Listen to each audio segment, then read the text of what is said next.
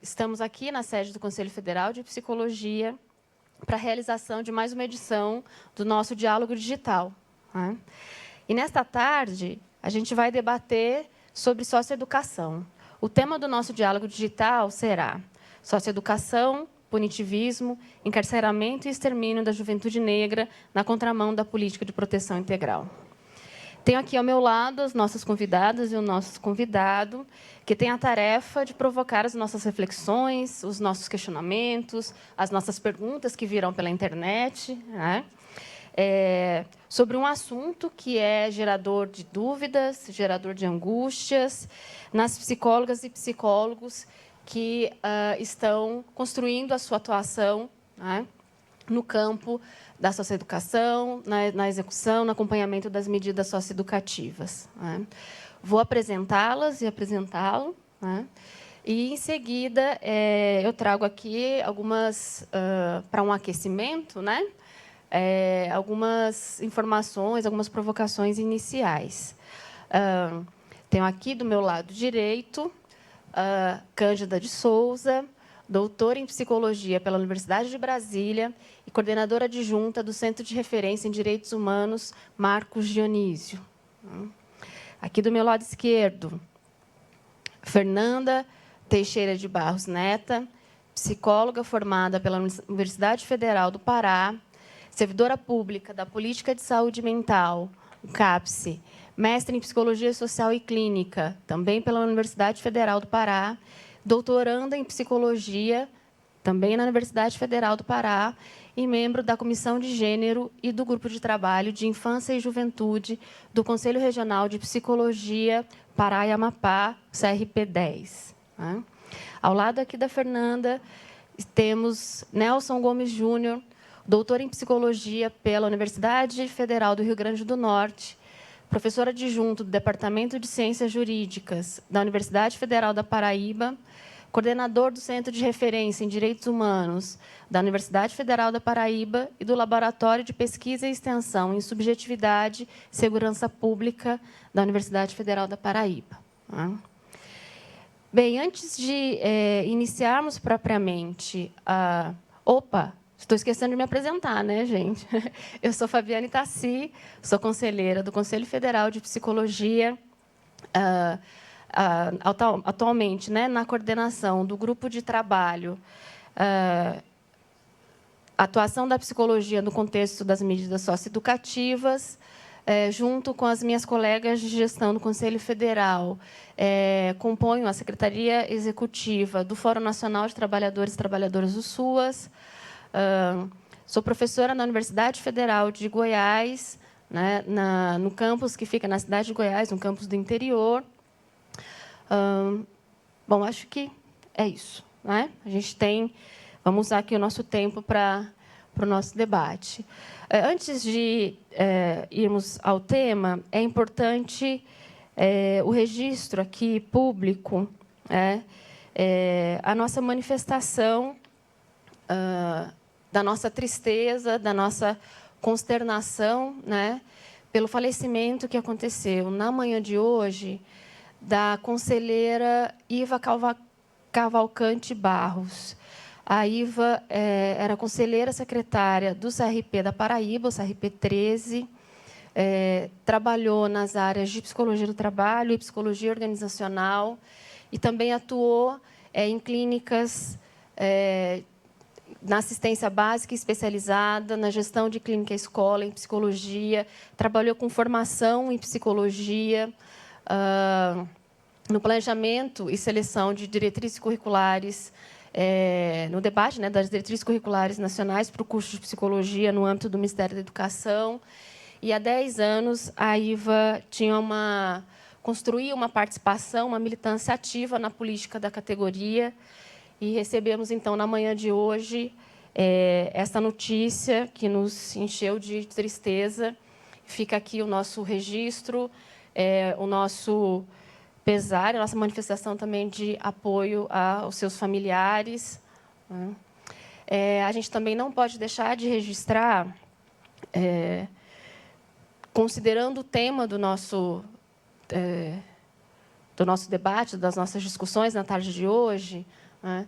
Também um registro da nossa tristeza pelo falecimento, nesta semana, né, no dia 26, na segunda-feira, do Wanderlino Nogueira Neto, né?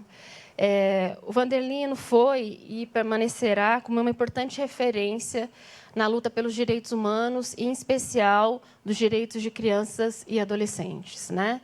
Ele foi Procurador-Geral de Justiça da Bahia, presidiu a Associação do Ministério Público da Bahia, foi secretário-geral do Ministério Público, diretor-geral do Tribunal de Justiça da Bahia, professor de Direito Internacional Público da UFPB, da Universidade Federal da Bahia. Então, além disso, foi consultor para os escritórios da Unicef no Brasil, Cabo Verde, Angola, Paraguai, escritórios da Unesco no Brasil, e também integrou o Comitê de Direitos da Criança do Alto Comissariado para Direitos Humanos da ONU e pesquisador do Instituto Nacional de Direitos Humanos da Infância e da Adolescência. São registros de dois falecimentos de pessoas importantes, que nos enchem de tristeza ainda mais no momento que a gente está vivendo, né? É difícil perdermos lutadores, e é ainda mais difícil perdermos lutadores e lutadoras no momento que a luta se faz tão importante e tão urgente, né? Fica aqui também a nossa homenagem à Iva e ao Wanderlino, né? Bom, também como uma forma de homenagem, né, temos que a dois lutadores, vamos seguir fomentando reflexões e debates sobre temas tão importantes como é o tema que a gente vai discutir hoje, né? Esse diálogo digital, ele foi proposto, ele é uma iniciativa deste grupo de trabalho, né, que é um grupo de trabalho da APAF, que, como eu disse no início, vai tratar da atuação das psicólogas e psicólogos no contexto das medidas socioeducativas. Esse GT ele foi constituído no segundo semestre de 2015, e ele representa um esforço de articulação do Sistema Conselhos de Psicologia no sentido de promover a discussão dos desafios postos às profissionais da psicologia que atuam nesta área, né? Essa é uma edição de um debate sobre a socioeducação, as medidas socioeducativas, mas, no decorrer de 2016, outros dois debates aconteceram, né, que tiveram como tema, respectivamente, a psicologia no campo socioeducativo, olhares sobre violações de direitos, e a atuação da psicóloga nas medidas socioeducativas, reflexões éticas, né? E esses desafios, eles não são pequenos, né? Eles passam pelo pouco conhecimento da política de proteção integral, por exemplo, né, para citar alguns dos desafios que atravessam o cotidiano de trabalho das psicólogas e psicólogos que estão nesse contexto. Passam pela sugestão de sentenças em relatórios institucionais, participação ou não da construção de medidas punitivas em caso de descumprimento de normas por parte das adolescentes e dos adolescentes, passa pelo diálogo que acontece ou não acontece com o Judiciário, com o Ministério Público, pelas condições precárias de trabalho, pelos vínculos de trabalho que são instáveis na maior parte das vezes, e entre outros tantos desafios que serão aqui abordados e colocados como objeto de reflexão a partir da fala dos nossos convidados e no diálogo também com as profissionais que nos acompanham pela internet, né? Só para a gente ter aqui uma ideia, eu trouxe aqui alguns dados para nos ajudar a pensar, né? O índice de homicídios na adolescência, que foi um estudo feito pela Unicef e pelo Ministério dos Direitos Humanos, numa parceria, né, e também com o Observatório de Favelas e o Laboratório de Análise da Violência da UERJ, da Universidade Estadual do Rio, nos mostra que, entre 2015 e 2021, 43 mil adolescentes, pegando uma faixa etária de 12 a 18 anos, podem ser vítimas de homicídio nas grandes cidades brasileiras, nas cidades com mais de 100 mil habitantes, né? Esse estudo foi feito a partir com dados, né, de 2014, E eles mostram que, para cada 1.000 adolescentes, 3,65 correm o risco de ser assassinados antes de completar 19 anos. Desde 2012, o número dos adolescentes entre 12 e 18 anos morrendo por agressão é proporcionalmente mais alto do que o resto da população brasileira. Dentre estes adolescentes, o risco maior recai sobre os adolescentes negros e nas cidades do Nordeste brasileiro. Em 2014, os adolescentes negros tinham um risco de morte 2,88 vezes superior ao dos adolescentes brancos. O risco de ser morto por arma de fogo é 6,11 vezes maior do que por outros meios. Uma outra pesquisa, também coordenada pela Unicef, em parceria com a Assembleia Legislativa do Estado do Ceará e do Governo do Ceará, traz dados dos homicídios ocorridos em Fortaleza e em outros 6 municípios do Estado do Ceará. As vítimas são, em grande maioria, meninos, 97,95%, e negros ou pardos. Estou usando o termo que evidenciam para a gente um recorte de classe e um recorte étnico-racial bastante presente. Tá? O levantamento anual do SINASE, que foi publicado em 2018, agora, que trabalha com dados de 2015, mostra o seguinte: 26.209 adolescentes são atendidos pelo SINASE, sendo 18.381 em medidas de internação, 68%. 2.348 em regime de semiliberdade, 5.480 em internação provisória. Ainda outros 659 adolescentes e jovens em atendimento inicial, internação, sanção e medida protetiva, fazendo um total de 26.868 adolescentes em privação e restrição de liberdade. 61% dos adolescentes e jovens em restrição de liberdade e privação de liberdade foram considerados de cor parda e preta. Novamente, estou usando o termo que está registrado. 23,17% de cor branca, 0,81% de cor amarela e 0,28% da raça indígena. 14,67% dos adolescentes não tiveram registro quanto à cor ou raça, sendo classificados na categoria sem informação. Há também registro dos óbitos de adolescentes e jovens em cumprimento de medida socioeducativa em unidade de internação. Né? E essas medidas são internação provisória, semiliberdade e atendimento inicial. No ano de 2015, morreram 53 adolescentes vinculados às unidades de atendimento socioeducativo, conforme o informado pelas gestões estaduais.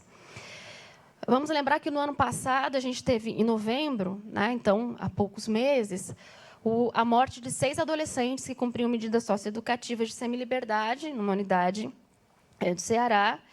E esses adolescentes, portanto, estavam sob a guarda do Estado. Eles estavam dentro desta unidade, de onde foram retirados e mortos. E, paralelamente a esta realidade, a gente tem, no Legislativo brasileiro, um conjunto de projetos de lei, de proposições legislativas que se referem a direitos das crianças e adolescentes, mas não no sentido de garantir esses direitos, não no sentido na direção da proteção integral, mas no sentido oposto, no sentido da retirada de direitos, da restrição de direitos ou da revisão desses direitos. O CONANDA acompanha 40 proposições que, de alguma forma, sugerem, ferem direitos de crianças e adolescentes. Para citar 2, né, a gente tem a proposta de emenda constitucional da redução da maioridade penal, né, e o projeto de lei de aumento do tempo de internação. Para ficarmos em 2, dentro de 40, acompanhado pelo CONANDA, dentro de um universo de mais de 500 iniciativas que, de alguma forma, propõem retiradas ou que ferem direitos de crianças e adolescentes. Tá? Bom, esse é um cenário que nós estamos. Tá? Passo, então, agora a palavra para a Fernanda, é isso. A ordem aqui das intervenções foi combinada, entre a gente. Fernanda, microfone é seu. Na sequência, Cândida e, finalizando, Nelson. Aqui.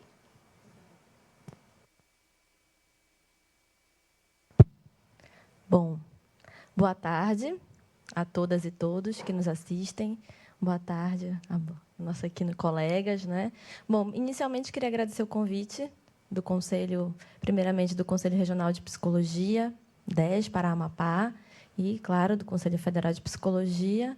E vamos iniciar, então, esse debate, essa conversa, né? Porque a ideia aqui é que nós possamos conversar sobre esse tema que, como vimos aqui brevemente, a todo momento a gente estamos tendo que lutar, né, sempre, para que não se retire mais direitos, né, dos adolescentes, especificamente, que cumprem medida socioeducativa.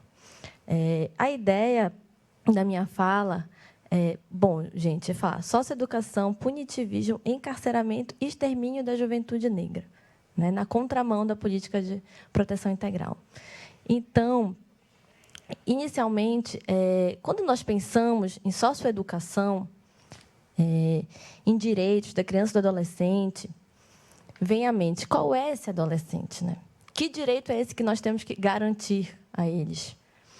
E falar de socioeducação e juventude e ato infracional no Brasil a gente está sempre naquela corda bamba entre a política de proteção integral e, paralelamente, uma política punitivista que a gente vê emerger, né? Vem crescer. Então, é o quê? É punição? É educação? Né? Qual é, então, o que está em jogo para esses adolescentes, de fato, né? Qual tem sido a política endereçada para esses adolescentes, na realidade, né? E o que a gente pode construir, que meios, né? Então, a ideia é isso.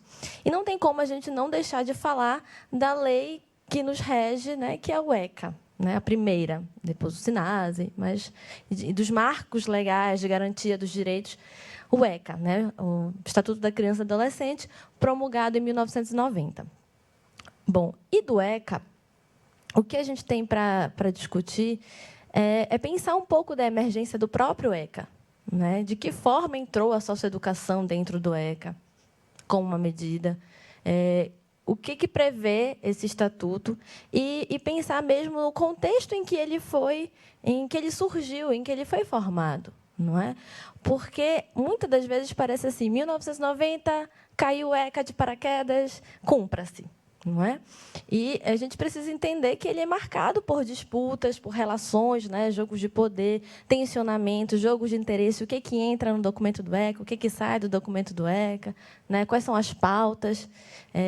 Então, é importante a gente lembrar que, no momento das discussões em torno do ECA, nós, aqui no Brasil, também estávamos vivendo um momento de muitas mobilizações, né? Movimento de redemocratização do Brasil após a ditadura militar, pressões, o Brasil também vinha sofrendo pressões de organismos multilaterais, como a ONU. Um ano antes, né, ocorreu a Convenção Internacional dos Direitos da Criança, movimentos sociais. Então, há um bojo, né, muito propício para o desenvolvimento do ECA. Mas ele também surge... Veja, ao mesmo tempo que a gente está numa lógica de mais direitos, e o ECA ele vem com esse discurso de uma nova concepção de direitos, de sujeito de direitos, de garantia de direitos para toda criança e adolescente, independente de quem ele seja, de onde ele seja, não é?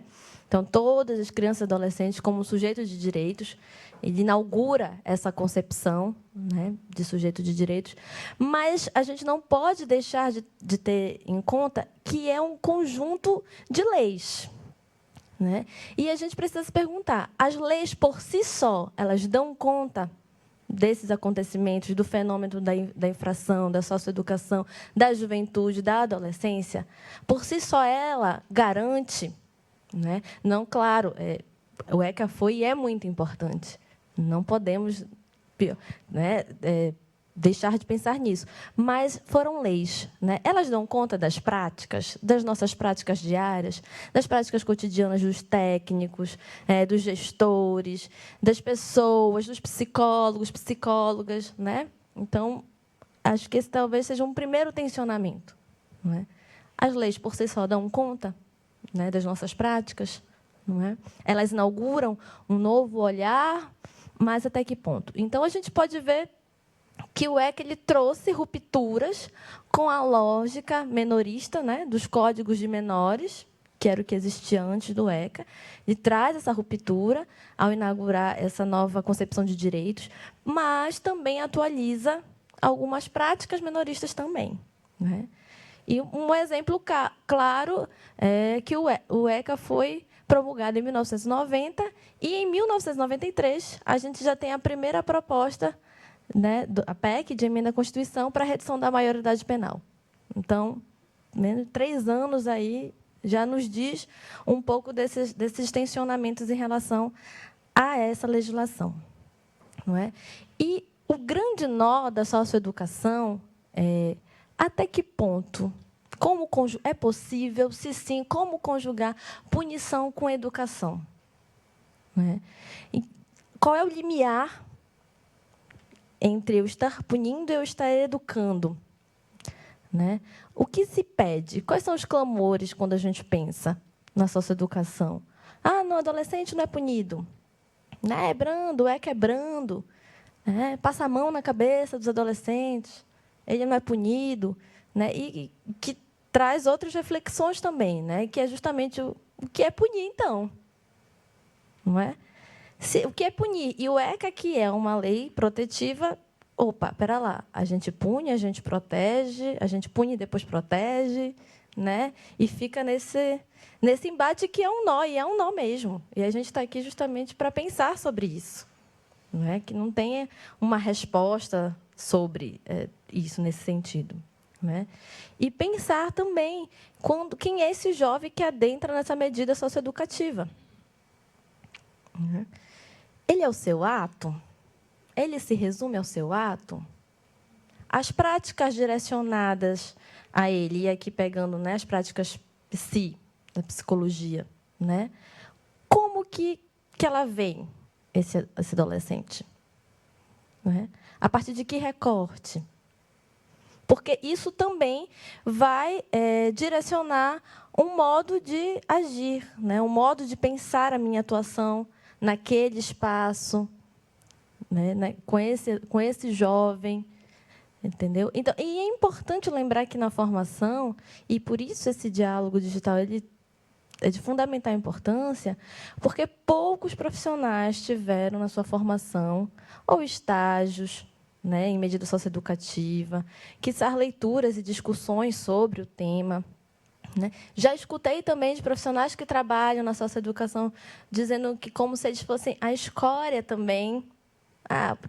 Trabalhar no hospital é uma coisa, trabalhar na escola, né? E quem trabalha na socioeducação, nós também não somos vistos, né? Nós somos meio que esquecidos nesse bojo, né? E, para dar continuidade aqui no nosso debate, na nossa discussão, não tem como, já que o tema é punitivismo, encarceramento, extermínio da juventude negra, principalmente, não tem como a gente não falar de certos aspectos dessa política punitivista que emerge na nossa sociedade, né, no Brasil, e que, quando eu falo do ECA, ele vem trazendo uma discussão de mais direitos, né? Redemocratização, mais direitos, mas, ao mesmo tempo, a gente vê a faceta do neoliberalismo. Então, mais direitos, mas que direitos para quem? Sendo que esse modelo que vem se instaurando, prevendo privatizações, uma lógica de individualização, meritocrática, né? O neoliberalismo trazendo impactos na vida econômica e social do país. Então, a gente assiste um processo de redução do estado de bem-estar social, e aqui entre aspas, porque no Brasil nunca, né, houve um estado de bem-estar social, mas um recrudescimento penal, né? Mas a gente assiste, sim, uma faceta de uma punitividade. Pune-se mais desvios, mais comportamentos. Às crianças e aos adolescentes é direcionada toda uma lógica de controle social, de gestão dos riscos, de gestão dos perigos, porque uma infância em perigo pode se tornar uma adolescência perigosa. Então, vamos geri-los desde antes. E isso antes da política da medida socioeducativa. Isso está na assistência, na saúde, na escola, né? Eu já vou lá no livro de ocorrência, aquele aluno ele é um indisciplinado. Isso vai ganhando corpo, vai corporificando, né? Vai criando o sujeito, antes mesmo dele cometer o ato, ele já está ali, de alguma forma, criminalizado, né? Por todas essa sua história pregressa de vida, né? Então, nesse sentido, pensando essa relação com o extermínio da juventude, o que é exterminar? Os negros, os adolescentes, como já foi dito aqui, eles morrem muito, e os adolescentes negros, jovens negros, morrem mais que os brancos. Para vocês terem uma noção, em Belém, né, em região metropolitana, no intervalo de 10 anos, entre 2002 e 2012, mais de 5 mil mortes, né, de jovens negros, né? Então, e eles morrem mais do que cometem ato infracional. Porque a gente pensa, o discurso também midiático, que produz medo, que produz uma ânsia punitivista, né? Quando a gente pensa, eles são os mais violentos, a violência é culpa dos adolescentes, está neles, são eles a violência do mundo todo, do Brasil todo, está nos adolescentes, né? E quando se é para falar em dados, quando a gente vai nos dados, eles mais morrem do que cometem ato infracional, né? Então, tem uma visibilidade, uma seletividade de uma notícia, uma visibilidade para certos corpos e não para outros, não é? E essa lógica do extermínio ela vai entrando nessa produção de subjetividade de todos nós, não é? O que estamos fazendo conosco e com eles. Seja eu, psicólogo lá na ponta, seja eu, psicóloga na vara da infância e da juventude, não é? Porque o extermínio não se limita a um homicídio, né? Não é só matar uma vida que morreu. A lógica do extermínio ela é muito mais complexa, não é? O extermínio passa na visão de que você vê o outro como um diferente, um outro como um não humano, em que eu vou desqualificando certas vidas, e, por elas serem desqualificadas, elas se tornam mais matáveis, de forma legitimada. Né? De forma legitimada por todos. Por todos. E, justamente, a lógica do extermínio também, ela vai sendo... Então, veja, uma lógica, né? Não é só o ato de ir lá, atirar, matar. Que isso vem acontecendo bastante com os nossos jovens. Mas, antes dessa morte física, na lógica do extermínio, vai sendo operacionalizada antes da morte física, nesses nossos discursos vinculados, nas nossas práticas, nos nossos documentos. O que a gente vai produzindo? Que efeito que isso tem nessas vidas, nesses corpos? Não é? Não há extermínio sem um discurso que o legitime. Não é? E de que forma a gente pode estar participando dessa engrenagem que extermina? Penso que isso todos nós devemos estar atentos, né? Psicólogas, psicólogos, ciências humanas. Não podemos esquecer que, em relação ao estudo dos delitos, da criminologia, tem uma linha, né, da etiologia do delito. A gente sempre busca uma etiologia do delito e explicações para esse delito. E não podemos nos furtar de que muita dessas explicações foi dada pelas ciências humanas, pela psicologia também, não é? Então, por quem é perigoso, quem é infrator, que lógica que torna uma pessoa perigosa, né? De uma personalidade periculosa, não é? E pegando também o nosso histórico, da nossa realidade, do nosso país, entender que é perverso o efeito dos estudos da etiologia do crime num país que passou mais de 300 anos sobre o regime da escravidão. Não é? Que local é esse? Quando nós vemos nos dados estatísticos recorte que os adolescentes que estão em medida socioeducativa, dos adultos que estão nas prisões e dos adolescentes negros que morrem, que são exterminados, tem um recorte de idade, de raça. O que isso nos diz? Né? Que política foi sendo endereçada para essa população? Não é só mais um número, não é só mais o dado, mas o que esse dado nos convida a pensar sobre? Então, a gente não pode deixar de levar em conta essa questão da escravidão. Não é? E essa lógica do extermínio que está presente nas nossas práticas. Que podem estar presentes nas nossas práticas e que temos que estar atentos a isso. Não é? Quebrar paradigmas de neutralidade, de que somos neutros, de universalização de adolescências, de jovens. Quem são esses jovens? Eles vivem da mesma forma, eles conjugam dos mesmos valores que eu, vivem na mesma organização familiar que eu. E o quanto essa diferença vai fazer eu me aproximar mais ou menos, vai eu fazer eu dizer mais ou menos sobre eles, nos meus relatórios, nos meus laudos, na minha prática cotidiana, o quanto eu vejo eles enquanto falta ou potência? Eles são só falta? Faltou uma lei, faltou uma ordem, faltou uma regra, um pai, não é? E a potência desse sujeito? Não é? Então, são inquietações aqui, é mais para abrir a discussão, um apanhado mais geral, que tenho certeza que nossos colegas aqui darão continuidade. E é isso. Obrigada.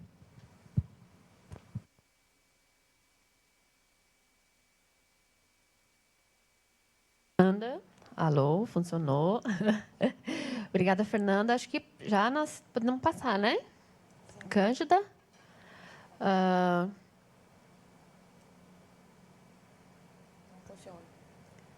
Oi. Agora sim. Bom, gente, boa tarde. Eu queria também agradecer, né, a oportunidade de estar aqui debatendo um tema tão caro. Às vezes eu fico pensando, né, o ECA é de 1990 e a gente, infelizmente, ainda tem que falar do que está lá escrito na lei, né, no direito positivado. Porque as garantias, visivelmente, né? Acho que isso é de conhecimento de todas as pessoas. Ainda estão muito longe da gente conseguir a proteção integral de fato. E a consequência disso é que nossos adolescentes e jovens continuam aí nesse lugar de marginalização e etc.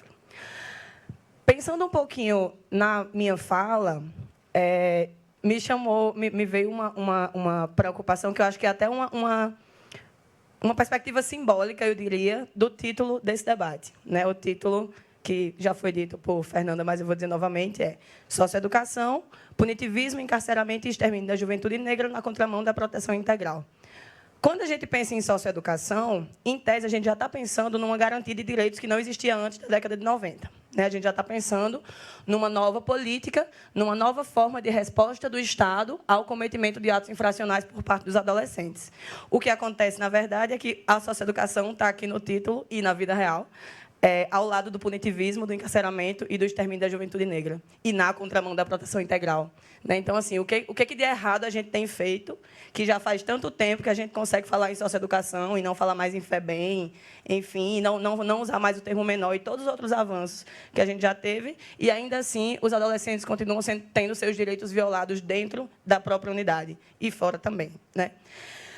E aí, pensando um pouquinho essa reflexão a respeito do que seria a socioeducação, né, que é exatamente essa resposta institucional do Estado ao cometimento de atos infracionais por parte de adolescentes, E, em tese, ela tem uma perspectiva que visa os famosos né, que a gente fala ressocialização, reeducação, toda essa questão. Como se, na verdade, esse indivíduo tivesse tido a sua sociabilidade retirada, digamos assim, por causa das suas condições, e o sistema socioeducativo fosse capaz de proporcionar essa nova forma de sociabilidade que é aceita pela sociedade. O que a gente tem encontrado, na verdade, é o oposto disso, né? Assim, é a disseminação de discursos de ódio contra esses adolescentes, contra esses jovens, obviamente pobres e negros, como já foi colocado aqui, e, por isso, é importante a gente falar sobre isso.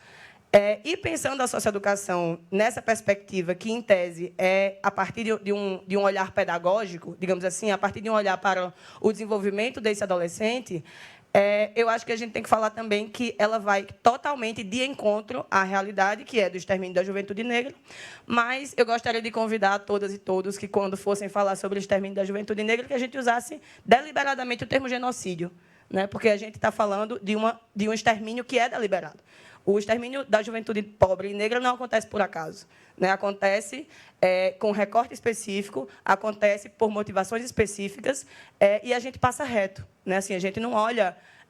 os índices são alarmantes, existem muitos números, faz muito tempo que a gente tem sido que nos preocupa, que nos chama a atenção. O crescimento de todas as estatísticas, né? Em Natal não é diferente, em Belém não é diferente, nas regiões periféricas de Brasília não é diferente. O genocídio só cresce, então a gente tem que parar para pensar que, na verdade, existe sim uma lógica que está por trás da forma como a morte dos adolescentes e jovens pobres e negros acontece, né? Então, existe uma legitimação estatal aí que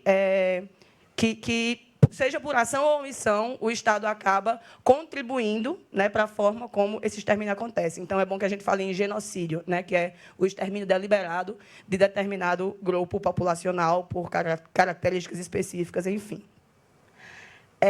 Pensando nisso, nesses números estatísticos, a gente também costuma, todas e todos nós que luta pelos direitos da infância e adolescência, costuma alardear os números, porque, de fato, eles são alarmantes. A gente repete sempre nas televisões, nos debates, tantos por cento de pessoas que morrem são jovens, a grande maioria deles, por arma de fogo, jovens, pobres e negros. Então, assim, a gente bate sempre nessa tecla para que a população, em geral, se mobilize com relação a isso.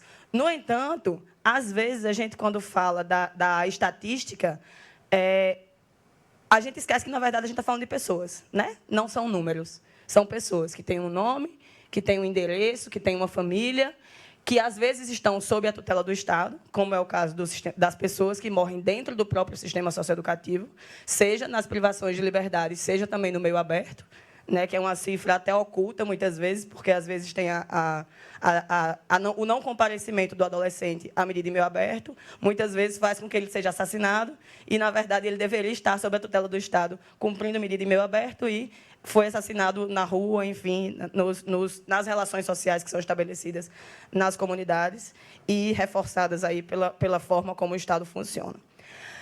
Então, pensando nessas pessoas, enquanto pessoas, né, enquanto pessoas que morrem, eu queria falar uma questão que, uma vez, um adolescente me falou. Eu estava fazendo uma pesquisa na unidade de internação aqui do DF, a pesquisa do meu doutorado, e eu tinha uns botões na minha bolsa daquela campanha que é Reaja ou Será Morta, Reaja ou Será Morto, né? Uma campanha exatamente contra o genocídio da juventude pobre negra, e tinha esse botão lá na minha bolsa. A gente conversando... um adolescente chegou, pegou o botão, olhou e fez: reaja ou será morta? Reaja ou será morto? Não estou entendendo. Como assim? É o contrário. É não reaja ou será morto. Porque é assim que o Estado chegou para essa pessoa. E aí a gente começou um debate sobre isso. Não está gravado, né? Foi depois da coleta. São as informações que a gente tem que acabam ficando nos bastidores, digamos assim, quando a gente realiza a pesquisa. E esse adolescente falou isso e foi consenso. Eu estava lá tentando propagandear uma campanha que é importante, que é reconhecida nacionalmente, que tem as suas lutas, que faz o embate, né, e que divulga os benitos números estatísticos e tal. E um adolescente que estava preso no sistema socioeducativo olhou para mim e disse que não, que o mote da campanha não era aquele, que era, na verdade, para ser o contrário: não reaja ou será morto. Porque é assim que a forma como o racismo institucional acontece é experienciada por aquela pessoa. quem sou eu para dizer para ele que reaja ou será morto? Né? Quem sou eu que não estou dentro do recorte que faz com que eu seja mais exterminável, ou mais matável, ou menos gente, digamos assim. E isso me chama muita atenção porque, às vezes, o contato com os adolescentes faz a gente enxergar essa estatística, né? Às vezes também, por exemplo, você está dando aula numa universidade, quando você pergunta, quantos de vocês aqui, e aí eu pergunto para quem quiser refletir, quantos de vocês aqui já tiveram um familiar, um vizinho ou um parente, enfim, alguém próximo, alguém ao seu redor assassinado, né? Assassinado brutalmente.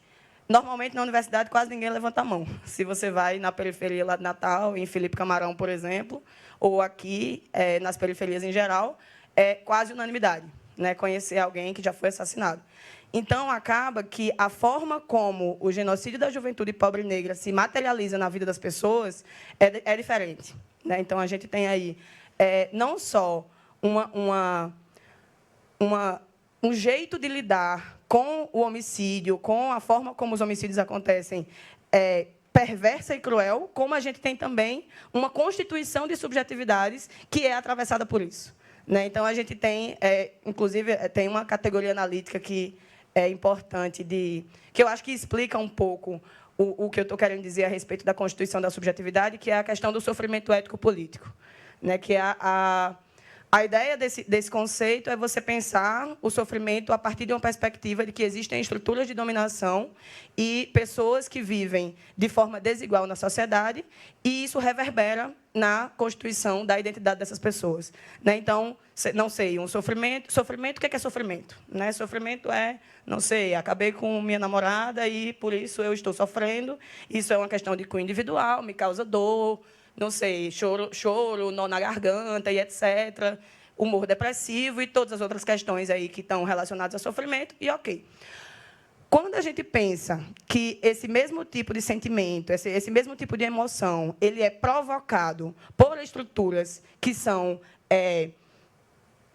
fundantes da forma como a nossa sociedade funciona, aí a gente está falando do sofrimento ético-político, que é você ter a experiência, ter a vivência, ao longo do seu processo de desenvolvimento, marcada por humilhação, por um sentimento de menos-valia, enfim, por restrição de circulação de espaços, né, por pessoas que não podem frequentar o shopping porque senão vão ser abordadas pela polícia, pessoas que não podem correr na rua porque senão vão ser abordadas pela polícia, né, e todas as outras formas aí de limitações da experiência que a gente tem e que são encarnadas nessas pessoas, né, que fazem parte da constituição desses sujeitos.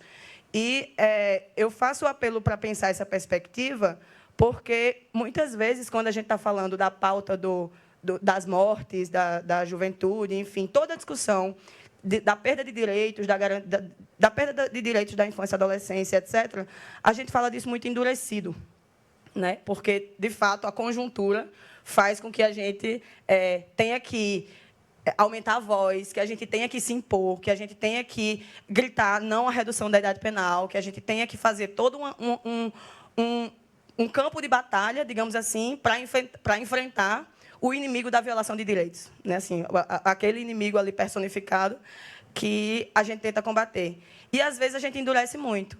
Mas, quando a gente pensa que, na verdade, esses números, esses direitos que estão sendo violados, eles são vivenciados e experienciados pelos adolescentes e pelos jovens que estão nas periferias do nosso país, acho que isso toma uma outra conotação. E aí a gente também acaba tendo outras formas de enfrentamento, eu diria, né? O nosso inimigo é muito grande, de fato, mas eu acho que, se a gente pensa em alternativas, não sei, no campo das artes, muitas vezes, mas, enfim, lidar com afeto, lidar com emoções a respeito desse tema que é tão caro, porque a gente está falando de pessoas, né? Pessoas que, inclusive, têm as suas emoções e que sofrem aí o sofrimento ético-político decorrente dessa forma cruel e perversa que a nossa sociedade funciona. Pensando um pouco sobre isso, eu queria falar também a respeito do sistema socioeducativo em si, né? Assim, a gente está aqui conversando, pensando um pouco como é que a psicologia enxerga, como é que a psicologia pode contribuir, né? Como a psicologia pode Desculpa. Como a psicologia pode contribuir, como é que a gente, então, tendo essa socioeducação que é voltada para o sancionatório, para o pedagógico, tendo os direitos positivados, em tese, garantidos no Estatuto da Criança e do Adolescente, na Lei do SINASE, e o que é que a psicologia, então, tem a ver com isso? É um desafio, né? Assim, eu costumo dizer... eu costumo dizer que, na verdade, talvez o saber psicológico, o avanço que a gente tem ao longo do tempo, né, de um olhar crítico da profissão, a própria forma de produção do conhecimento cada vez mais crítica, inclusive nesse campo, elas são, na verdade, ferramentas, né? Eu acho que a nossa profissão ela é uma dentre muitas áreas do conhecimento que podem contribuir para um novo olhar, digamos assim, para esse sujeito, que é o sujeito da socioeducação, que é o sujeito vítima do genocídio da juventude pobre negra. Pensando nisso, é necessariamente falar em coletividade, né? Assim, pensar em como a psicologia pode contribuir, pensar nas suas especificidades, no nosso olhar, né? O suposto olhar diferenciado que a gente tanto fala, mas é também pensar que a gente faz parte de uma equipe, né? De um processo coletivo que é resultado aí. A forma como a gente tem hoje o socioeducativo é resultado de um enfrentamento de muitos e muitos anos, né? O ECA não veio à toa, a Lei do SINASE não veio à toa, a não redução da idade penal, que ainda não aconteceu ainda, porque a gente vai para a rua e tenta fazer as campanhas, etc. Então, a gente não está sozinho enquanto profissão.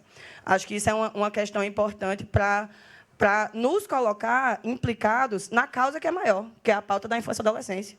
A psicologia ela traz grandes contribuições, né? Tem aí os saberes específicos, mas a gente tem um corpo de pessoas, seja profissionais ou não, seja militantes da área, seja ONGs, seja os próprios adolescentes e suas famílias, né? Existem diversos coletivos de mães, de pessoas que foram assassinadas, enfim. Então, a gente faz parte de uma grande equipe, na verdade. E aí, pensando não só na atuação do sistema socioeducativo, mas como pensar a socioeducação a caminho da proteção integral, né, assim, nessa tentativa de ir pelo outro caminho, já que a gente está indo na contramão, é pensar em olhar para essa interdisciplinaridade e até intersetorialidade, né? Claro que a política socioeducativa tem a sua especificidade, né? O sistema de garantia de direitos é um sistema extremamente organizado e formalizado em termos de legislação e etc. No entanto, a articulação, na verdade, das políticas que ainda nos restam, eu diria, ela é fundamental, né? E aí, pensando nisso também, eu trago uma última reflexão para a gente pensar, que é assim: pensar o socioeducativo é necessariamente pensar nessa dicotomia entre sanção e educação. Né? Se o adolescente só está lá porque ele cometeu um ato infracional, logo, ele rompeu com os valores e normas da sociedade, e o Estado deu uma resposta a ele e colocou ele ou numa unidade de internação, numa semi-liberdade, no meio aberto, enfim, agiu de alguma forma. Então, a gente tem necessariamente a sanção. E aí, ao mesmo tempo, a gente se propõe a dizer para esse adolescente que a gente pode dar um aspecto pedagógico no processo de desenvolvimento dele. Eu acho muita audácia, porque, na verdade, principalmente na privação de liberdade, quando você priva a liberdade de alguém, você está privando um direito extremamente elementar. Né? E aí você priva a liberdade de alguém e diz: espera aí que eu vou lhe dar educação. Espera aí que eu vou lhe mostrar o que é pedagógico e como é que você faz para andar na linha. Então, é um desafio que a gente, psicólogo, não dá conta sozinha e que, na verdade, a própria forma como a socioeducação tem funcionado não dá, porque o que a gente observa é que o aspecto sancionatório tem prevalecido, vou concluir, tem prevalecido o aspecto pedagógico. Então, eu acho que para a gente continuar o debate, pensar um pouco também que formas são essas criativas que a gente vai ter de fortalecer esse processo pedagógico. Juro que, só para concluir, eu só queria ler uma frase, um trechinho de um livro que eu gosto muito, que é Capitães da Areia, de Jorge Amado, fazendo aí uma homenagem póstuma, né, a Vanderlino, grande militante, muito provavelmente uma das pessoas que é responsável por esse momento aqui, né, por ter ido aí nos primórdios, lutado pelos direitos, lutado pelo surgimento do ECA e todas as outras questões. Então, eu pensei num trechinho aqui de um texto de Jorge Amado, conterrâneo de Vanderlino, né, baiano, para contar para vocês e concluir a minha fala, que diz assim: o que ele queria era felicidade, era alegria, era fugir de toda aquela desgraça que os cercava e os estrangulava. Havia, é verdade, a grande liberdade das ruas, mas havia também o abandono de qualquer carinho, a falta de todas as palavras boas. Então, que a gente seja capaz de produzir palavras boas para a nossa juventude pobre e negra. Obrigada. Obrigada, Cândida. Antes de passar a palavra para o Nelson, é importante lembrar que quem está nos acompanhando pela internet pode participar, né, do diálogo, é um diálogo, né? E para que ele se efetive de fato, precisa ter 2 ou mais partes envolvidas. Então, quem nos acompanha participa em tempo real, enviando questionamentos, comentários pelo YouTube, pelo Facebook e pelo Twitter, com a hashtag DiálogoCFP, ou pelo e-mail comunica@cfp.org.br. Hashtag DiálogoCFP ou e-mail comunica@cfp.org.br. Então, na sequência, sem mais delongas, Nelson. Alô? Bom, boa tarde a todas e todos. É uma satisfação estar aqui. Quero fazer um agradecimento também ao Conselho Federal de Psicologia pelo convite, pela temática. Dizer que esse meu lugar de ter sido o terceiro a falar é um lugar muito difícil, em especial depois de 2 falas tão brilhantes e completas. Muito provavelmente eu não terei nada de novo, mas vou tentar dialogar com as falas bastante competentes das colegas que estão aqui. Esse tema, que eu também vou repetir porque me parece importante, socioeducação, punitivismo, encarceramento e extermínio da juventude negra na contramão da política de proteção integral. Um tema absolutamente caro à psicologia, um tema importante para nós, um tema que não há consenso. Aliás, ao contrário, muito provavelmente as falas que compareceram aqui nesse debate hoje e a minha se caracterizam ou vão se caracterizar ainda como contra-hegemonia, como contraposição ao que se tem de majoritário no pensamento sobre adolescência, sobre ato infracional, sobre medidas socioeducativas, sobre justiça, né? Esse debate, portanto, é fundamental para a psicologia, mas ele também é um debate fundamental para os tempos atuais, marcados por elementos fundamentais como um golpe de Estado, como o estado de exceção em que estamos mergulhados. Acho que são tempos sombrios, mas, por outro lado, tempos sombrios também clamam pela existência e atuação de forças de resistência e de construção, ou pelo menos de tentativa de construção de uma nova sociedade. Nesse sentido, é importante que a gente pense qual o lugar da psicologia nesse processo, né? Eu imagino que dentro desse debate, o que se espera é a contribuição para uma psicologia comprometida com os direitos humanos e com a transformação social. Esses são 2 pilares que eu gostaria de tratar, né?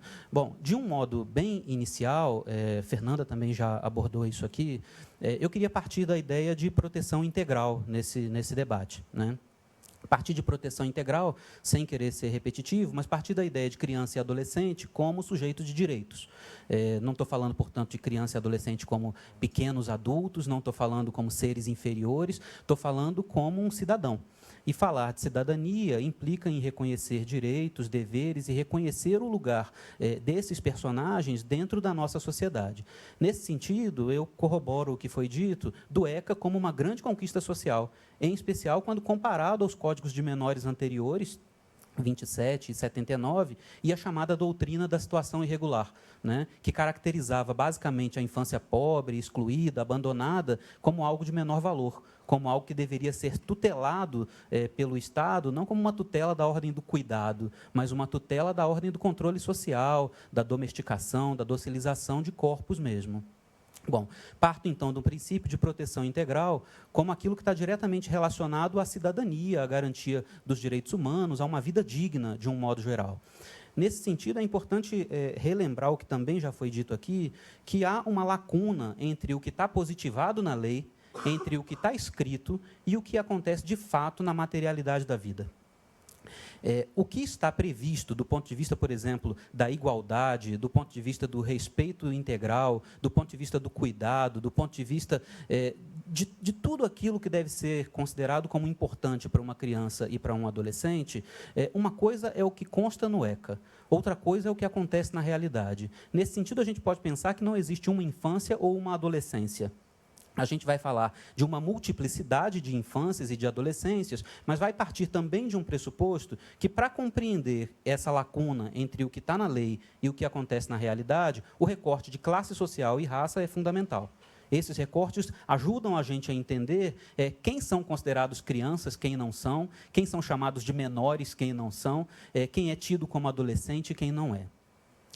Quero trazer para a discussão em que cenário esse debate da socioeducação se insere. Né? Esse debate não é um debate que acontece no Brasil como uma sociedade ideal, livre de problemas e sem nenhuma interferência política. Ao contrário, esse debate é um debate teórico, mas também é um debate político por excelência. Não há neutralidade alguma nas coisas que estamos colocando e nem na forma como esses adolescentes são concebidos e tratados.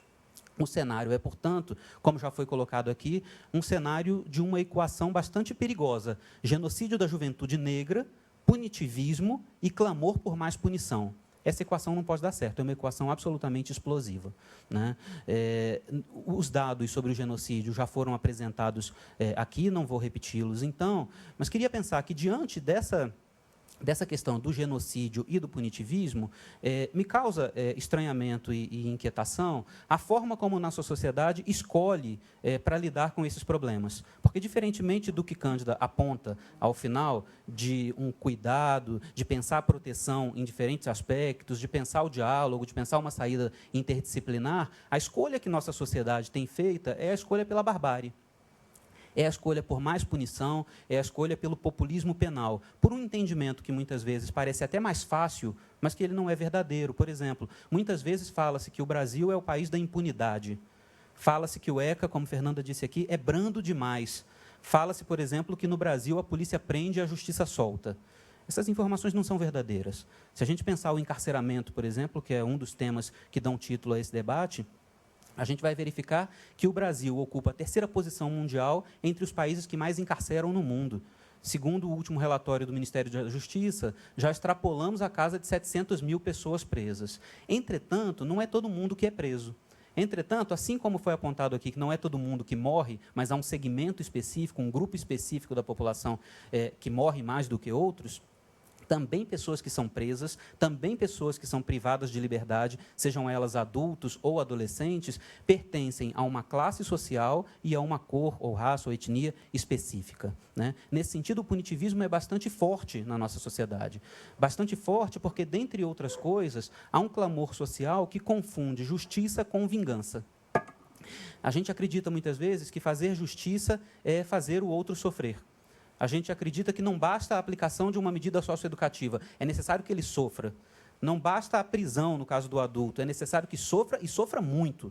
Então, a impressão de dor aos sujeitos que infringem o chamado contrato social, ela é uma marca da nossa sociedade. Nossa sociedade entende que a ideia de vingança ela deve pautar processos relacionados à justiça, quando, na verdade, uma coisa não tem nada a ver com a outra.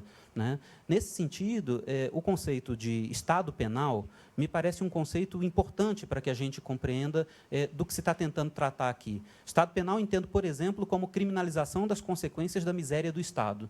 O Estado cria suas mazelas, o Estado cria uma série de problemas e ele mesmo se encarrega de resolvê-las, mas não resolve. Muitas vezes joga para debaixo do tapete ou delega a quem não necessariamente tem competência para lidar com isso a responsabilidade de cuidar desses problemas, como, por exemplo, o direito penal.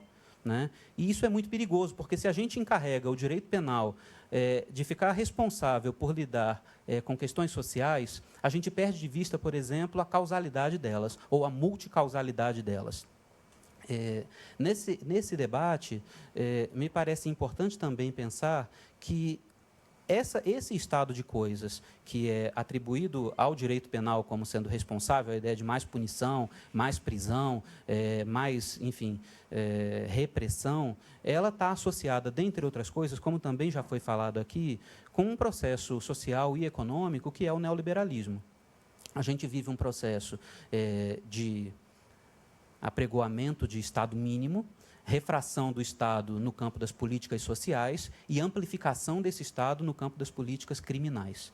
Né? Então, a gente tem cortes, por exemplo, no atual momento em que a gente vive, não precisa fazer muito esforço para identificar A gente tem cortes ligados à educação, cortes ligados à saúde, cortes ligados às políticas compensatórias, cortes ligados à socioeducação e, ao mesmo tempo, a gente tem um incentivo à ideia de mais repressão, mais punição, mais aprisionamento e coisas dessa ordem. Nesse sentido, a gente pode pensar também uma atuação do Estado como fênix, né? Um Estado que vai às cinzas, no momento de cuidar de seus cidadãos, no momento de garantir direitos, no momento de tutelar e garantir vida plena com qualidade para essas pessoas, ele está morto ali como cinzas. Por outro lado, quando esse sujeito rompe com a ideia de contrato social, quando ele comete um crime ou um ato infracional, por exemplo, esse Estado ressurge das cinzas e, como fênix, resolve lançar suas garras sobre esse cidadão, sobre esse adolescente, sobre esse adulto, né? A esse processo, a gente pode pensar um outro conceito que também me parece importante, que é o conceito de pornografia penal, no sentido de que isso é feito de modo desavergonhado e espetacularizado. Então, o tanto que se coloca de mídia em torno dos processos de punitivismo, de persecução penal, de tentativa de encarceramento e de criminalização de determinados grupos sociais, o tanto que se faz de mídia em cima disso também é parte importante desse processo em que a gente está inserido. Exemplo disso, a intervenção militar sofrida pelo Estado do Rio de Janeiro nesse momento. A gente tem, naquele processo, uma série de holofotes, uma série de discursos midiáticos, propaganda do governo, por exemplo, nos jornais, dizendo que agora a segurança chegará e etc. Entretanto, pouca eficiência no tocante aos objetivos oficiais e muita legitimação da violência de direitos dos pobres e já socialmente vulneráveis. Bom, esse é um cenário em que nós estamos inseridos e, por óbvio, a questão da socioeducação vai apresentar relação direta com esse cenário. A questão da socioeducação acontece em meio a esse caldo de cultura, em que, quando a gente se pergunta, por exemplo, quem são os meninos e meninas que cumprem as medidas socioeducativas? São os mesmos que estão presos e mortos, jovens, negros e periféricos, né?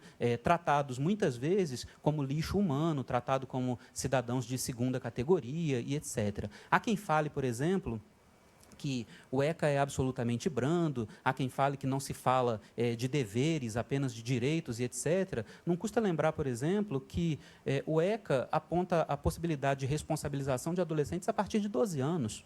Então, isso não é pouco. Apontar, por exemplo, um processo de internação que pode durar até 3 anos, isso não é pouco na vida de uma pessoa. Entretanto, a banalidade do processo punitivo faz a gente achar que esse outro merece isso e muito mais, como as propostas legislativas que foram colocadas aqui. Se a gente pudesse pensar, por exemplo, os princípios do SINASE, eu não vou me alongar aqui neles, mas 4 deles me chamam muito a atenção. Respeito aos direitos humanos, excepcionalidade, brevidade e respeito à condição peculiar de pessoa em desenvolvimento, incolumidade, integridade física e segurança, e, por último, respeito ao devido processo legal. Por que eles me parecem importantes para comparecer nesse debate? Porque eles são frequentemente violados. Se a gente pensar que eles são princípios, que eles deveriam ser elementos norteadores, que eles deveriam ser bastiões do funcionamento da medida socioeducativa, eles deveriam ser minimamente respeitados, mas não são.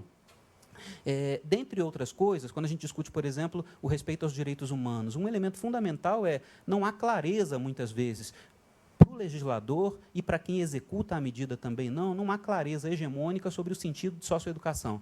É tratada frequentemente como punição, atravessada por conceitos como bom comportamento, arrependimento e força de vontade.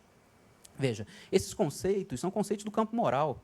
Nada tem a ver com um processo de fato de socioeducação, mas eles são frequentes, eles são naturalizados, assim como são frequentes as violações de direitos humanos no cumprimento dessas medidas. Então, fala-se que as medidas são brandas, mas esquece-se todo o cenário em que esses jovens são mortos, violentados, etc., e as próprias violações de direitos humanos que acontecem no cumprimento da medida, seja ela, como Cândida trouxe, em meio aberto ou na privação de liberdade. Que tipo de violações são essas? Por exemplo, ameaças, agressões, superlotação das unidades, insalubridade e, no limite, as mortes desses adolescentes. Bom, outro princípio frequentemente violado é o princípio da excepcionalidade e brevidade. São princípios, ou é um princípio comumente desconsiderado. São frequentes os casos de isolamento do convívio social, isolamento do convívio com a família.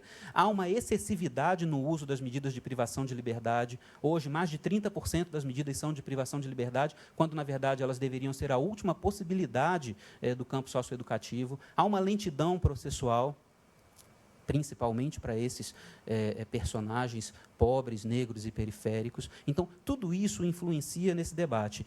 O excesso de encarceramento dos adultos, ele comparece também no excesso de privação de liberdade dos adolescentes. E aí tem um paradoxo que me parece importante discutir, que é o que a gente produz quando escolhe encarcerar uma pessoa dizendo a ela que vamos ensiná-la a viver em liberdade, quando o expediente que a gente usa é a retirada da liberdade.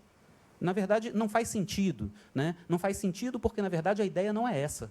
A ideia da privação de liberdade, se formos avaliar o que de fato está por trás dela, não tem nada a ver com ressocialização, não tem nada a ver com as ilusões de um modo geral. Tem a ver com o escanteamento, tem a ver com uma tentativa de exterminar, de isolar, de tratar de modo, enfim, negligente aqueles que são considerados estorvos sociais na nossa sociedade, né? Outro problema que a gente pode pensar no campo das medidas socioeducativas há diversos registros de descumprimento do devido processo legal, coisa que é fundamental, não só do ponto de vista do ECA, mas do próprio ponto de vista da Constituição Federal. Dificuldades, por exemplo, no acesso à justiça, gente que não tem advogado e, muitas vezes, dificuldade com o uso da defensoria pública.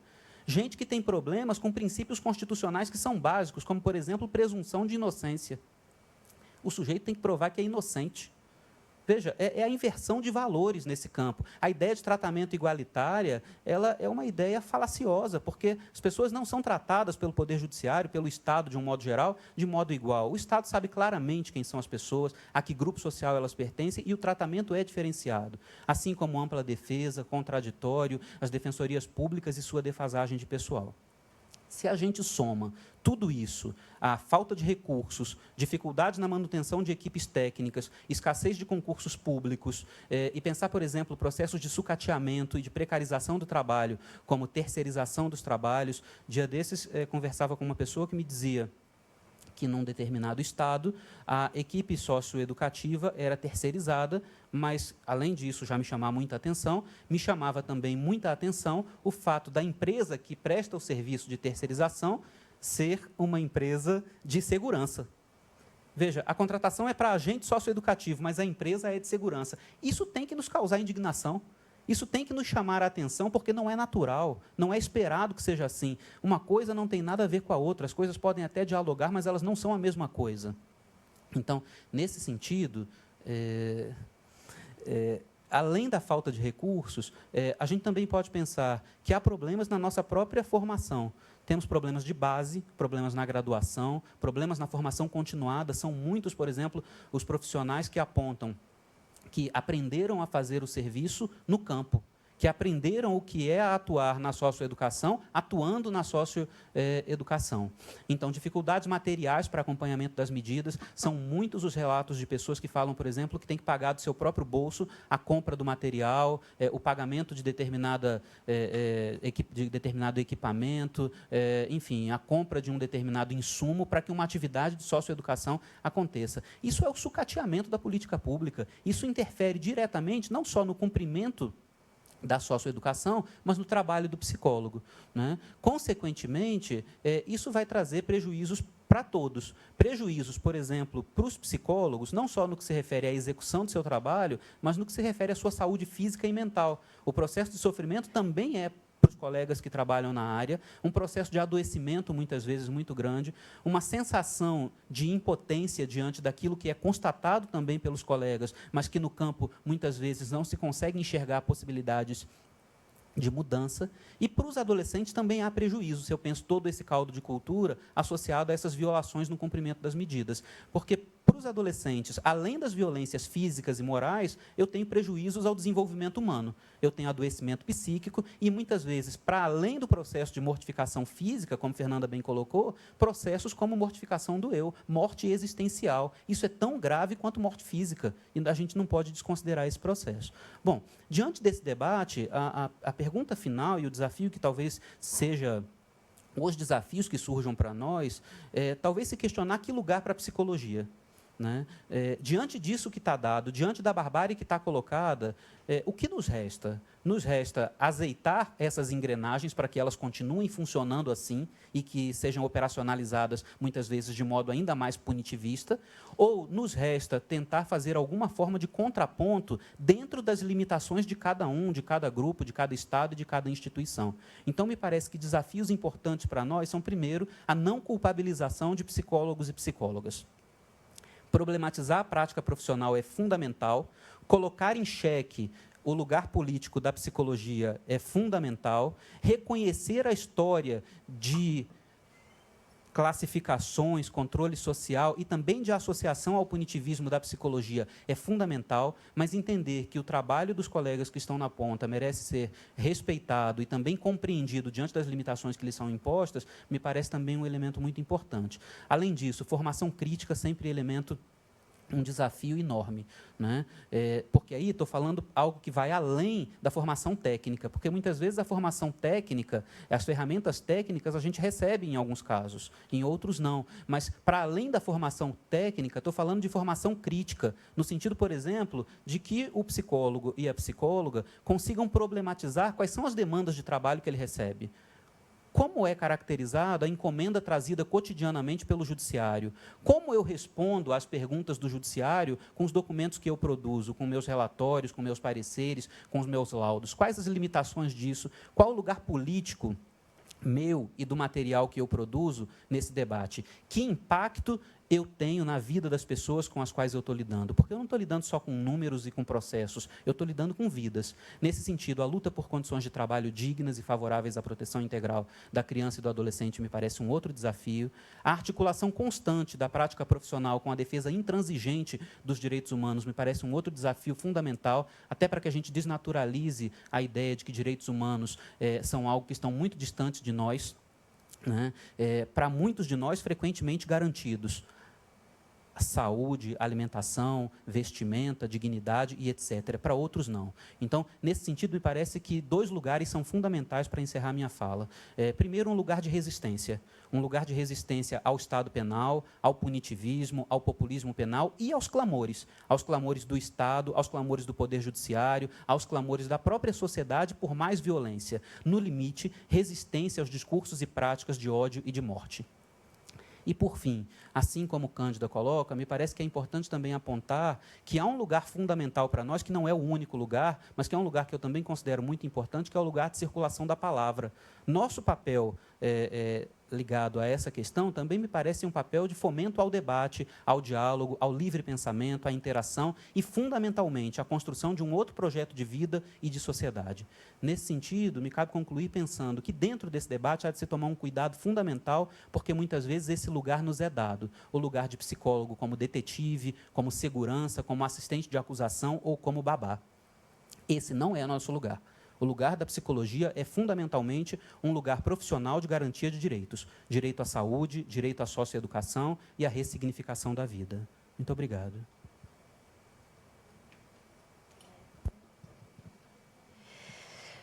Obrigada, Nelson. Nós que agradecemos também a Fernanda, também a Cândida.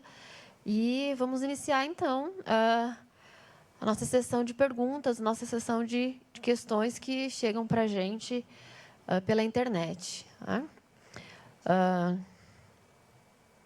Podemos? Uma questão aqui, enviada por e-mail, Lindon Gilson Pessoa. Boa tarde, Lindon Gilson. Deixa eu olhar. Eu estou colando, viu, gente? Punitivismo, encarceramento e extermínio do jovem negro. Isso só acontece onde as políticas públicas não alcançam? Até quando as autoridades responsáveis pela proteção vão deixar o gargalo sobressair as ações? O que falta no Brasil são políticas voltadas à população ou o que falta são incentivos para que essas políticas funcionem? Bom, a gente tem várias perguntas numa, né? Vários questionamentos numa questão só. Acho que a gente pode fazer um bloco. É? Tá. Bom, uma pergunta para uma convidada ou convidado. Não sei, na primeira questão. Quem se dispõe? É? Vamos passar a segunda, que a gente já distribui. A questão da Marina, que está aqui acompanhando a gente na plateia, que é representante do GT, né, pelo representante da região Sudeste, e é da gestão do CRP 016, perdão, Espírito Santo. Pensando no recorte de raça, classe e gênero, o que vocês acham da predominância de gênero masculino em cumprimento da medida socioeducativa e também sendo exterminada? A gente pode começar pela segunda, talvez? Pode ser?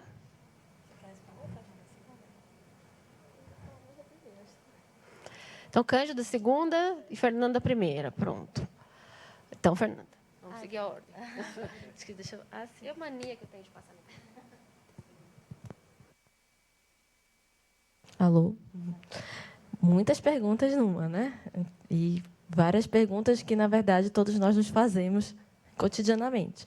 Mas tem uma pergunta que é assim: até quando as autoridades responsáveis pela proteção vão deixar o gargalo sobressair as ações? E eu me questiono também, lindo Gilson, e a todos e todas que estão nos assistindo,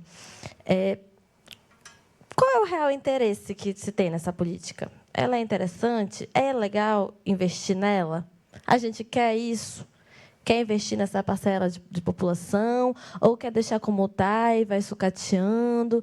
Já é invisível mesmo, vamos deixar mais invisível ainda, e por aí vai, né? E a gente vê isso por questões de sucateamento da estrutura das unidades socioeducativas, em meio de internação e em meio aberto. Nós vemos falta de concurso público, né? Então, como até haviam falado aqui, terceirização, contrato em cima de contrato.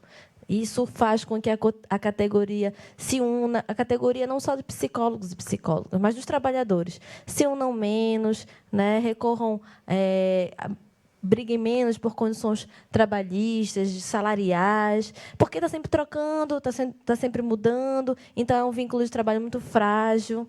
Não é?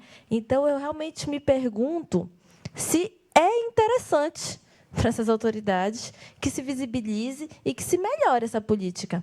Porque, enquanto prática, a realidade parece que é o inverso. Não é? Como se, não, deixa eles lá. Né? Já estão lá, meio que isoladinhos, no lugar deles, ninguém está vendo mesmo. Se morre, quando sai nos jornais de grande circulação, é muito. Quando sai, quando não é abafado lá dentro e ninguém sabe de nada, né? Então, agora, eu acho um outro ponto interessante, né? O que falta no Brasil são políticas voltadas à população, ou o que falta são incentivos para que essa funcione.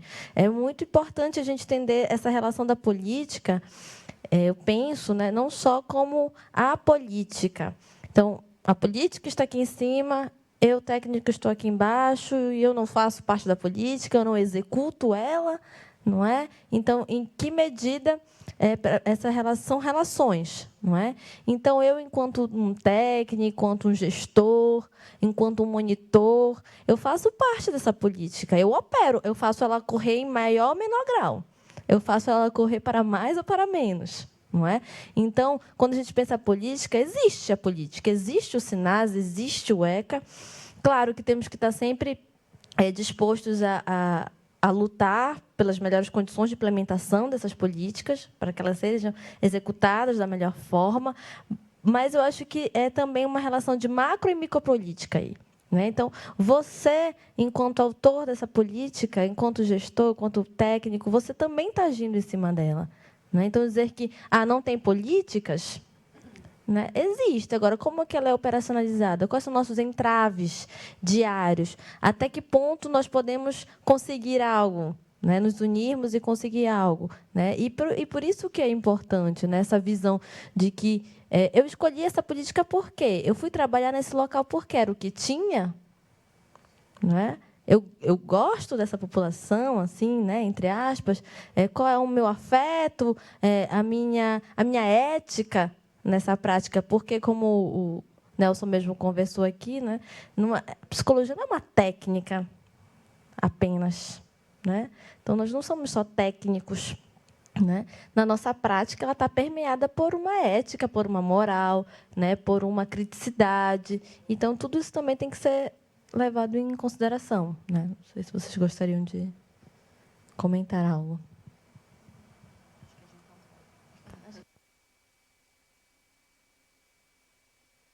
Alô? É isso? Cândida. Tá, eu só vou reler a pergunta, então, Tá. de Marina. Obrigada, Marina. Pensando no recorte de classe, raça e gênero, o que vocês acham da predominância de gênero masculino em cumprimento de medida socioeducativa e também sendo exterminada? Quando a gente vai falar dos debates, né, a gente sempre tem falado ultimamente recorte de classe, raça e gênero para diversas coisas. E aqui a gente acabou não tocando nesse assunto de fato.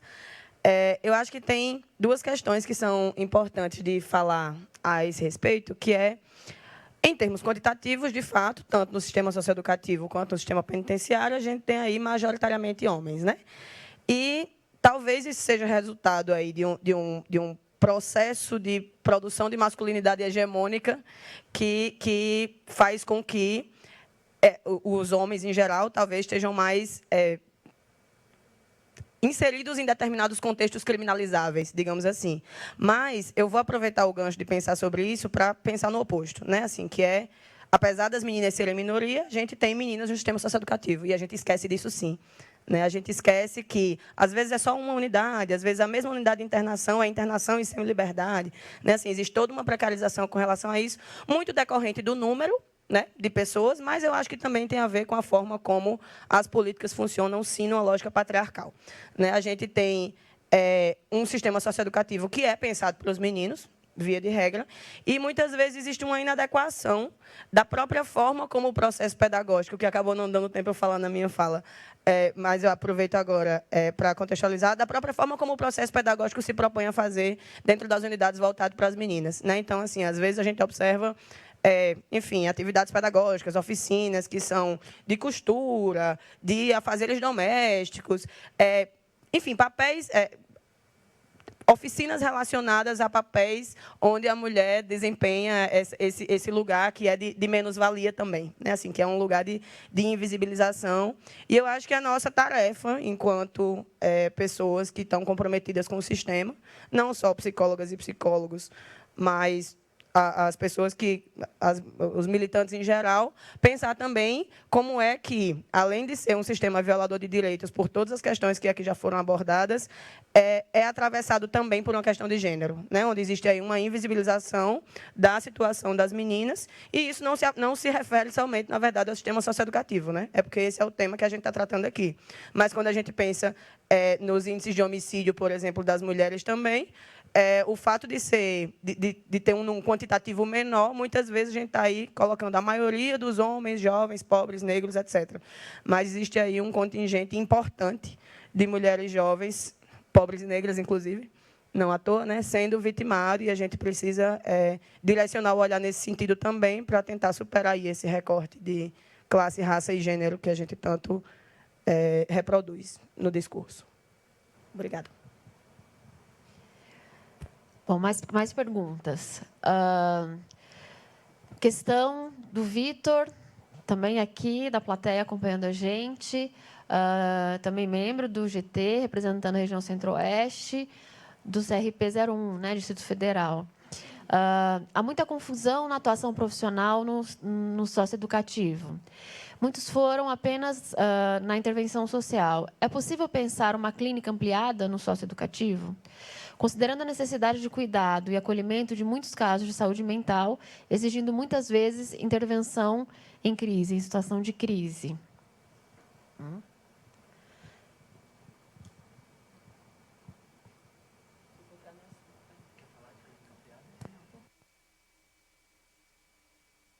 Tirar para o ímpar, gente.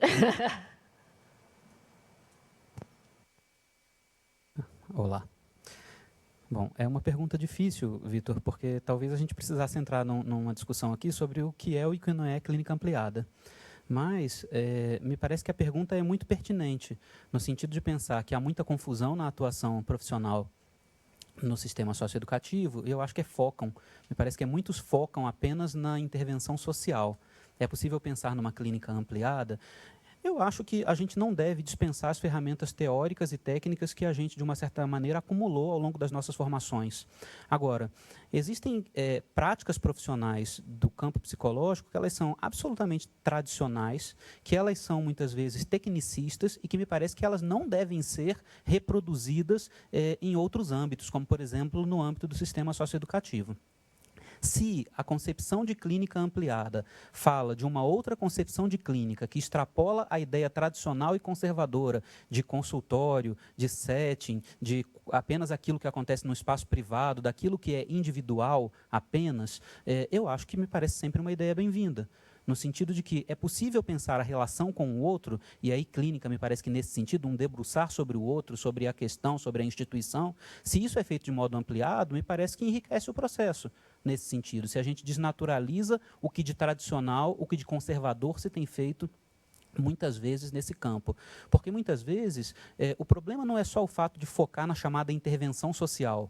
Muitas vezes a intervenção clínica tradicional, ela também é responsável pela reprodução daquilo que a gente está aqui nesse momento criticando. Por exemplo, a ideia de individualizar questões que são públicas e coletivas.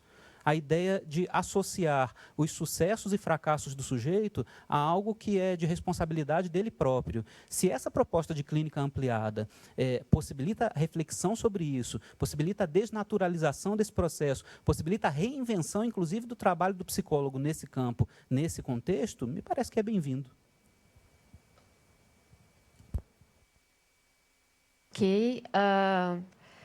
Eu acabei de receber aqui uma notícia, né, que a gente está com o nosso tempo já ultrapassado, já estourado, e eu quero dizer que isso me deixa muito triste, porque foram 3 falas bastante potentes nas suas provocações. Eu estou aqui me segurando com algumas perguntas também, e aí não as fiz para a gente ter espaço de dialogar, de ampliar esse nosso diálogo. Quero agradecer muitíssimo quem nos acompanhou, quem nos está acompanhando até agora, né? Psicólogas, psicólogos, colegas de outras profissões que muitas vezes estão com a gente no cotidiano de trabalho, no campo aí da socioeducação, né? Quero agradecer também a equipe, essa mesma equipe que me deu a notícia que o tempo acabou, essa equipe maravilhosa que permite toda essa estrutura que a gente possa fazer uma atividade como essa acontecer, e especialmente Cândida, Fernanda, Nelson, obrigada por atenderem aqui o nosso convite, obrigada por nos provocarem, né? E por fomentarem perguntas, fomentar esse incômodo que dá assim, né, quando a gente está conversando sobre alguma coisa, dá essa mexida na cadeira, que é isso que faz com que a gente se coloque e se mantenha em movimento, né? Pensar sobre esse sujeito que é portador de direito, crianças e adolescentes,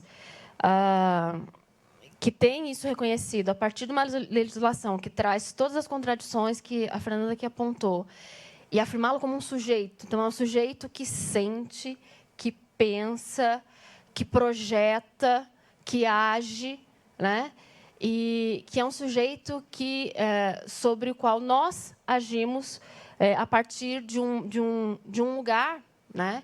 E que esse lugar, que tem uma autonomia que ela é relativa, a gente precisa saber qual é o limite dessa relativa, mas também precisa não abrirmos mão desta autonomia, porque é esta autonomia que permite